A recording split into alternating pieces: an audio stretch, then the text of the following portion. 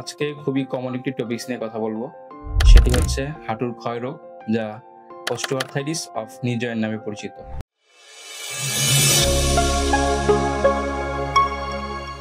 Hello viewers, আসসালামু আলাইকুম।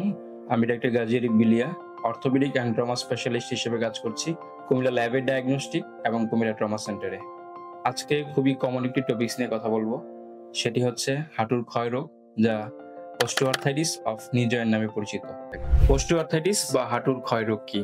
Osteoarthritis হচ্ছে ধীরগতিতে বৃদ্ধি পাওয়া হাঁটুর জয়েন্টের এক ধরনের ক্ষয়রোগ, যা হাঁটুর জয়েন্টের দুই প্রান্তের হাড়ের মাথায় বিদ্যমান কার্টিলেজ ক্ষয়ের কারণে হয়ে থাকে। এই কার্টিলেজ মূলত এক ধরনের নরম হাড়, যা জয়েন্ট মুভমেন্ট করার সময় হাঁটুর হাড়গুলোর মধ্যে ঘর্ষণ প্রতিরোধ করে থাকে। যখন কার্টিলেজ ক্ষয় হয়ে নষ্ট হয়ে যায়, তখন হাঁটুর জয়েন্টে বিদ্যমান হাড়গুলোর মধ্যে ঘর্ষণ বৃদ্ধি পায়। এর ফলশ্রুতিতে হাঁটুর মধ্যে ব্যথার সূত্রপাত হয়। হাঁটুর জয়েন্টের এই অবস্থাটি অস্টিওআর্থ্রাইটিস নামে পরিচিত। অস্টিওআর্থ্রাইটিস বা ক্ষয়রোগের কারণ কি?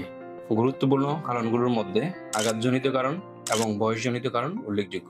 আঘাতজনিত কারণ যেমন খেলাধুলা বা দুর্ঘটনায় হাঁটুতে পুরনো আঘাত, যেখানে আঘাত পরবর্তী সময়ে সঠিক ও পর্যাপ্ত চিকিৎসা নেওয়া হয়নি, যেমন হাঁটুর লিগামেন্ট ও মেনিসকাস ইনজুরির অপর্যাপ্ত চিকিৎসা, যা পরবর্তীতে হাঁটুর ক্ষয় প্রক্রিয়াকে দ্রুত ত্বরান্বিত করে থাকে।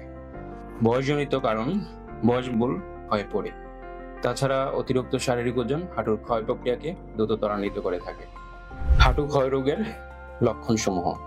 খুবই উল্লেখযোগ্য লক্ষণ হচ্ছে হাঁটু ব্যথা, বিশেষ করে হাঁটু ভাঁজ করে চলাচলের ক্ষেত্রে, যেমন মাটিতে বসে নামাজ পড়া এবং নিচু কমোডের টয়লেট ব্যবহার করা। হাঁটু ভাঁজ করে সোজা করতে গেলে ঘর্ষণের কারণে কটকট শব্দ হওয়া। ঘর্ষণের কারণে হাঁটুতে পানি জমে জয়েন্টটি ফুলে যাওয়া। অনেক ক্ষেত্রে বেশি ক্ষয় হয়ে গেলে হাঁটু বাঁকা হয়ে যেতে পারে। হাঁটু ক্ষয় রোগের চিকিৎসা। চিকিৎসার একটি বড় অংশ হচ্ছে লাইফস্টাইল পরিবর্তন, যেমন ওজন নিয়ন্ত্রণ করা, এক্সারসাইজ সহ হাঁটুর জয়েন্টের ঘর্ষণ কমানোর জন্য যাবতীয় নিয়মকানুন মেনে চলা।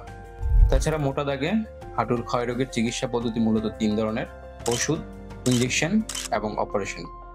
রোগের তীব্রতা অনুযায়ী চিকিৎসার ধরন নির্ধারিত হয়ে থাকে। ধন্যবাদ।